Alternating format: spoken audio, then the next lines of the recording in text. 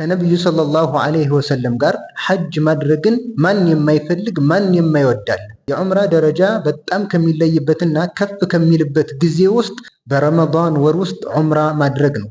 በዚህ የተከበረ ወር ላይ አላህ ያገራለት ሰው አላህ የወፈቀው ሰው ዑምራ ማድረግን ሊዘነጋ አይገባም። በረመዳን ወር ላይ ዑምራ ማድረግን የሚያጓጓ ተግባር ከሚያደርጉት ነገር ውስጥ በረመዳን ወር ላይ ዑምራ ያደረገ ሰው ከነቢዩ ሰለላሁ ዐለይሂ ወሰለም ጋር ሐጅ እንዳደረገ ይቆጠርለታል። ነቢዩ ሰለላሁ ዐለይሂ ወሰለም ፊ ሶሒህ አልቡኻሪ ምን ይላሉ?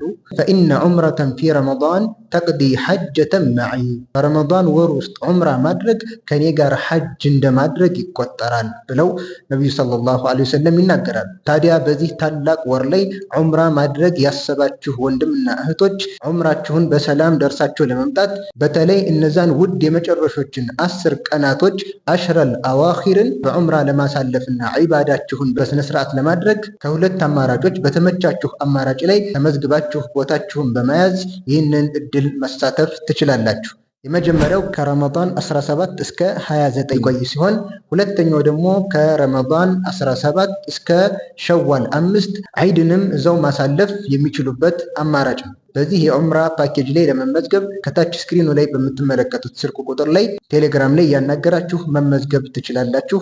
ወሰላሙ አለይኩም ወረሕመቱላሂ ወበረካቱ።